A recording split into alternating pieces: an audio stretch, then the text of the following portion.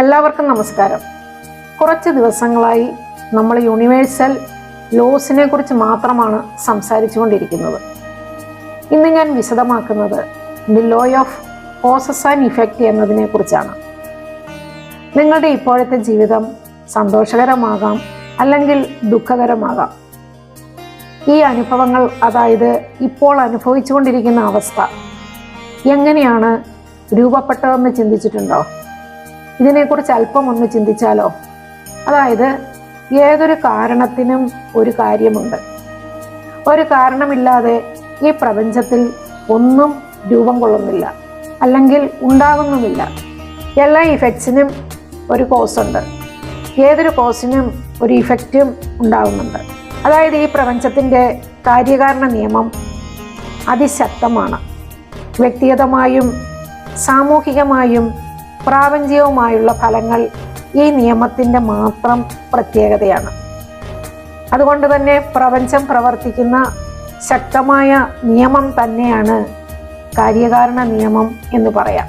നിങ്ങൾ കഴിഞ്ഞ കാലത്ത് ചിന്തിച്ചു കൂട്ടിയതിൻ്റെയും പ്രവൃത്തിയുടെയും വികാരങ്ങളുടെയും ഫലമാണ് ഇപ്പോൾ നമ്മൾ അനുഭവിച്ചുകൊണ്ടിരിക്കുന്നത്. ഒന്നുകൂടി വിശദമായി പറഞ്ഞാൽ, നിങ്ങൾ മുമ്പെടുത്ത തീരുമാനങ്ങൾ, വികാരങ്ങൾ, വിശ്വാസങ്ങൾ, പെരുമാറ്റം, സ്വഭാവം, പ്രവൃത്തി, ഇങ്ങനെ ഉണ്ടായിട്ടുള്ളതെല്ലാം എന്തെങ്കിലുമൊക്കെ റിസൾട്ട് നിങ്ങളുടെ ജീവിതത്തിൽ ഉണ്ടാക്കുന്നുണ്ട്. ചിലപ്പോൾ തീരെ ചെറിയൊരു കാരണമാകാം വലിയ ഫലം നമ്മളിലേക്ക് എത്തിക്കുന്നത്. കാരണം ചെറുതോ വലുതോ ആകട്ടെ, അത് നമ്മുടെ ജീവിതത്തിൽ കൊണ്ടുവരുന്ന റിസൾട്ട് വളരെ വലുതാണ്. ഒരു ഉദാഹരണത്തിലൂടെ അത് വ്യക്തമാക്കാം. എക്സാം വളരെ അടുത്ത സമയങ്ങളിൽ പഠനത്തിൽ മാത്രം ശ്രദ്ധിക്കാതെ സോഷ്യൽ മീഡിയയിൽ നോക്കിയിരുന്നാൽ, അല്ലെങ്കിൽ അങ്ങനെ സമയം ചെലവഴിച്ചാൽ, അത് അവളുടെ അല്ലെങ്കിൽ അവൻ്റെ പരാജയത്തിലേക്ക് നയിക്കും. പിന്നീട് ജീവിതത്തിൽ ഉയരാൻ വളരെ പ്രതിബന്ധങ്ങളെ നേരിടേണ്ടി വരും. അത് തീർച്ചയായിട്ടും അവരുടെ ജീവിതത്തിൽ പ്രതിഫലിക്കുകയും ചെയ്യുന്നു. അങ്ങനെ മോശം ഫലങ്ങൾ അനുഭവത്തിൽ വരിക, അത് അവരുടെ ജീവിതത്തിൽ പ്രതിഫലിക്കുന്നു. ഇത് നമുക്കെല്ലാവർക്കും അറിയാവുന്ന ഒരു കാര്യം തന്നെയാണ്. കോസസ് ആൻഡ് ഇഫക്റ്റ് ലോ വ്യക്തികളിലും കുടുംബത്തിലും സമൂഹത്തിലും പ്രപഞ്ചത്തിലും വലിയ വലിയ മാറ്റങ്ങൾ കൊണ്ടുവരാൻ പര്യാപ്തമായതാണ്. ഇങ്ങനെ പറയാൻ കാരണം, ഒരു വ്യക്തിയുടെ ജീവിത രീതി മാറുന്നതോടുകൂടി അയാളുടെ കുടുംബത്തിൽ അതിൻ്റെ ഫലങ്ങൾ അനുഭവിക്കാൻ കഴിയുന്നു. പോസിറ്റീവായ ചിന്തകളും പ്രവൃത്തിയുമാണെങ്കിൽ അതിൻ്റെ ഇഫക്ട്സ് കുടുംബത്തിന് വളരെ നന്നായിരിക്കും. അത് സമൂഹത്തിൽ പ്രതിഫലിക്കുന്നു. ഇതിന് നല്ലൊരു ഉദാഹരണമാണ് ഡോക്ടർ വിറ്റാലയുടെ അനുഭവം.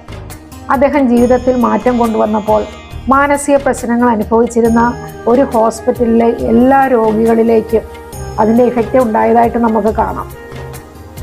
അങ്ങനെ എല്ലാവരും വേഗം സുഖം നേടുകയും ഡിസ്ചാർജ് ചെയ്ത് സ്വന്തം വീടുകളിലേക്ക് പോവുകയും ചെയ്തു. ഒരു വ്യക്തിയുടെ സൽസ്വഭാവം, പ്രവർത്തനങ്ങൾ ഇവയൊക്കെ മോശമായാൽ, അത് നഷ്ടമായാൽ, അത് ഈ പ്രപഞ്ചത്തിന് വളരെ ദോഷകരമാവും. പലപ്പോഴും നമ്മൾക്ക് മോശമായ അനുഭവങ്ങൾ ഉണ്ടാകുമ്പോൾ മറ്റുള്ളവരെ പഴി പറയുന്നത് കാണാം. അവൾ കാരണമാണ്, അവൻ കാരണമാണ് എനിക്കിങ്ങനെ സംഭവിച്ചതെന്ന്. എന്നാൽ കോസസ് ആൻഡ് ഇഫക്റ്റ് നിയമത്തിൽ നിന്നും നാം മനസ്സിലാക്കേണ്ടത്, ഓരോ കാരണങ്ങളും നമ്മുടെ ഉള്ളിലാണ് ഉണ്ടായിക്കൊണ്ടിരിക്കുന്നത്. അതിൻ്റെ ഇഫക്റ്റാണ് നാം അനുഭവിക്കുന്നത്. മറ്റൊരാളാണ് കാരണമെങ്കിൽ അത് അനുഭവിക്കുന്നത് അയാളായിരിക്കും. അതുകൊണ്ട് കാരണം മറ്റൊരാളാണ് എന്നൊരിക്കലും ചിന്തിക്കരുത്. ഇങ്ങനെ പറയാൻ കാരണം, നമ്മുടെ ഉള്ളിൽ നിന്ന് തന്നെയാണ് ഇതെല്ലാം വന്നുകൊണ്ടിരിക്കുന്നത്. അതായത് മറ്റുള്ളവരോട് മോശമായി പെരുമാറിയാൽ അത് നിങ്ങൾക്ക് തന്നെ തിരിച്ചു കിട്ടും. ഈ കോസസ് ആൻഡ് ഇഫക്റ്റ് നിയമം ലോ ഓഫ് കർമ്മയുമായി വളരെയധികം സാമ്യമുണ്ട്. നമ്മൾ ചെയ്യുന്ന കർമ്മങ്ങളുടെ ഫലം നമ്മൾ അനുഭവിക്കുക തന്നെ ചെയ്യും. അത് നല്ലതായാലും ചീത്തയായാലും നമ്മുടെ ആക്ഷൻസിൻ്റെ ഇഫക്റ്റാണ് നമുക്ക് ഓരോരുത്തർക്കും ലഭിക്കുന്നത്. ഇത് വളരെ പവർഫുൾ ആയിട്ടുള്ള പ്രാപഞ്ചിക നിയമമാണ്. അതായത് നമ്മുടെ ജീവിതത്തിൽ സംഭവിക്കുന്നതൊന്നും യാദൃച്ഛികമല്ല. എല്ലാം ഓരോരോ കാരണങ്ങളുടെ ഫലങ്ങൾ തന്നെയാണ്. അങ്ങനെയെങ്കിൽ നമ്മളുടെ ജീവിതം എങ്ങനെയാകണമെന്ന് തീരുമാനിക്കാൻ നമുക്ക് ഓരോരുത്തർക്കും കഴിയും. നമ്മുടെ ജീവിതത്തെ നമുക്ക് അറേഞ്ച് ചെയ്ത്, അതായത് പ്ലാൻ ചെയ്ത് എടുക്കുവാൻ കഴിയും. അത് ജോലിയായാലും റിലേഷൻഷിപ്പ് ആയാലും നമ്മൾ ആഗ്രഹിക്കുന്നതിൽ മാത്രം ശ്രദ്ധ കേന്ദ്രീകരിക്കുക. വേണ്ട എന്ന് തോന്നുന്നതിനെ കുറിച്ചൊന്നും ചിന്തിക്കാതിരിക്കുക. നമ്മുടെ ജീവിതത്തിൽ ഓപ്ഷൻസും ചോയ്സും ഒക്കെ നമുക്ക് ലഭിക്കുന്നുണ്ട്. അതുകൊണ്ട് കാരണങ്ങളെ റീഅറേഞ്ച് ചെയ്ത് നല്ല ഇഫക്ട്സ് ഉണ്ടാക്കിയെടുക്കാം. അതുപോലെ തന്നെ ജീവിതത്തിൽ നല്ല ഡിസിപ്ലിൻ കൊണ്ടുവരാൻ ശ്രദ്ധിക്കേണ്ടതാണ്.